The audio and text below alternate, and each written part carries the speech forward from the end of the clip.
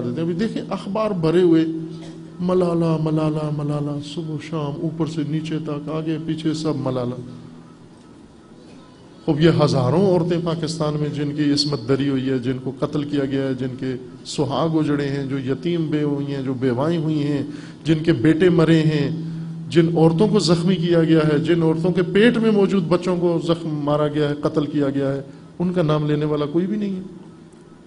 کتنی عورتیں ہیں جن کے باپ بھائی بیٹے اور عزیز ان کی آنکھوں کے سامنے ذبح ہوئے ہیں. خود عورتوں کو ذبح کیا گیا ہے، ان کے لیے کوئی نہیں، چونکہ ان کا نام ملالہ نہیں تھا.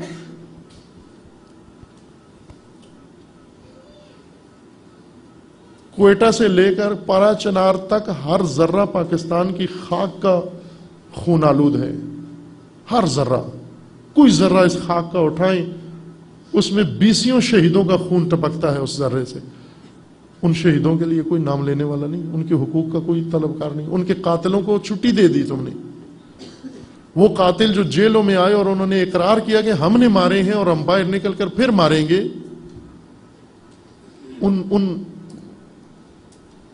ان کا کوئی خیال نہیں ہے. وہ بھی تو انہی طالبان نے مارے ہیں، وہ بھی انہی دہشت گردوں نے مارے ہیں. ان کو زخمی نہیں کیا بلکہ ان کے جنازوں کو مسخ کر دیا. ان کے لیے کوئی آواز اٹھانے والا نہیں. یہ کیسا ملک ہے؟ یہ کس ملک میں ہم رہ رہے ہیں؟ کن وحشیوں میں رہ رہے ہیں؟ کن درندوں میں رہ رہے ہیں ہم؟ یہ درندے صرف وہ نہیں ہیں جنہوں نے ملالہ پہ گولی چلائی ہے. آج جو ملالہ کے ایشو کو اٹھا رہے ہیں یہ ان سے زیادہ درندے ہیں. کیوں؟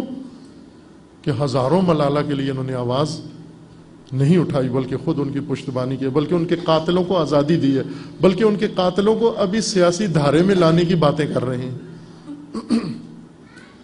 یہ زیادہ بڑے وحشی درندے ہیں، بے رحم درندے ہیں. آپ کو پتا ہونا چاہیے کہ آپ کس ملک میں رہتے ہیں. آپ جغرافیائی معلومات لیتے ہو، موسم کے لحاظ سے تیاری کرتے ہو زندگی کی کہ گرمی ہے یا سردی اور اسے لباس بناتے ہو. ہمیں یہ بھی پتہ چلنا چاہیے کہ ہم کس ملک میں رہ رہے ہیں، کس قوم میں، کون ہے ہمارے اوپر نیچے ارد گرد، کن کے ہاتھ میں یہ سب کچھ موجود ہے، کیا سوچ ہے ان لوگوں کی.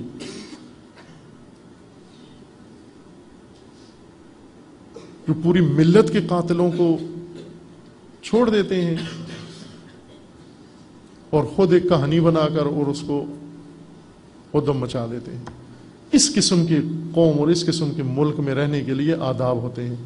وہ آداب یہ نہیں ہے کہ ہم ایسے لا تعلق ہو کر، غافل ہو کر اور تماشائی بن جائیں، یہ کہانیاں بنائیں، یہ فلمیں بنائیں، یہ چلائیں اور ہم صرف ان کا تماشا دیکھتے رہیں، تالیاں بجاتے رہیں یا ہنسیں یا روئیں اور تبصرے کرتے رہیں اور ان کے ساتھ ہم آہنگ و ہم آواز ہو جائیں. ہم بھی،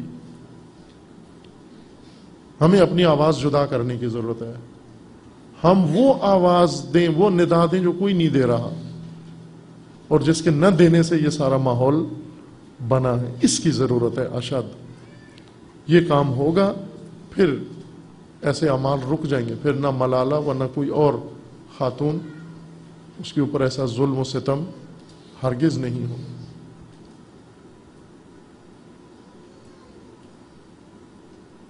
وہ ہمارا کام یہ نہیں صرف اخبار پڑھ لیں اور اس پہ تبصرہ کر لیں یا سن لیں. سوائے بیداری کے اس کا رائے حل کوئی نہیں ہے، سوائے بصیرت و شعور کے اس کا رائے حل کوئی اور نہیں ہے. نہ یہ ملک بغیر اس عمل کے، بیداری و شعور کے سدھرنے والا. اور ڈر و خوف بھی ان کو یہی ہے کہ بیداری نہ ہونے پائے. جب بھی بیداری کی کوئی آواز ندا اٹھے گی حتماً اس کو عوام کی توجہ ہٹانے کے لیے یا تو یہ کریں گے اقبال کے بقول کے وہ جو بیداری کے آذانیں دینے والے ہیں انہی کو ختم کر دیں گے، یا پھر لوگوں کی توجہ ہٹانے کے لیے ایسے سینیریو کھڑے کرنا شروع کر دیں گے. اقبال کا ہے نا شعر کے اقبال کے نفس سے ہے لالا کی آگ تیز، ایسے غزل سرا کو چمن سے نکال دو.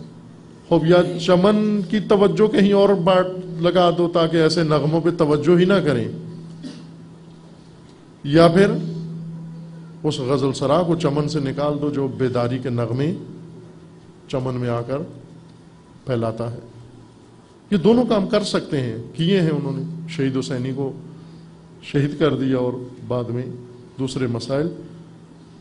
یہ آگاہی ضروری ہے اور یوں نہیں کہ صرف ہم ایک مجلس سن کر یہ گفتگو سن لیا کریں اور پھر کہیں ٹھیک ہے یہ بھی ایک کلاس ہو گئی، یہ بھی ایک بات ہو گئی، ہم نے سن لی، معلومات میں اضافہ ہو گیا، نہ اسی سے دل شقی ہو جاتے ہیں۔ اس سے ہمارے اندر ایک احساس ابھرنا چاہیے، ایک اٹھان اندر پیدا ہونی چاہیے، عزم پیدا ہونا چاہیے، ارادہ پیدا ہونا چاہیے، کوئی حرکت پیدا ہونی چاہیے، کچھ کرنے کے لیے ہمارے اندر کچھ شعور بیدار ہونا چاہیے، ورنہ شقاوت اسی طرح سے آ جاتی ہے، ٹی وی پر سنیں، درسوں میں سنیں، مجلسوں میں سنیں، پھر روٹین میں آ جائے، اس سے شقاوت و قساوت پیدا ہوتی ہے کہ خدا انشاءاللہ بچائے ہم سب کو، اور پروردگار اس ملک کو، اس قوم کو اور اس کے باشندوں کو ان شروروں اور شرارتیوں کے شر سے خداوند تعالیٰ بچائے انشاءاللہ۔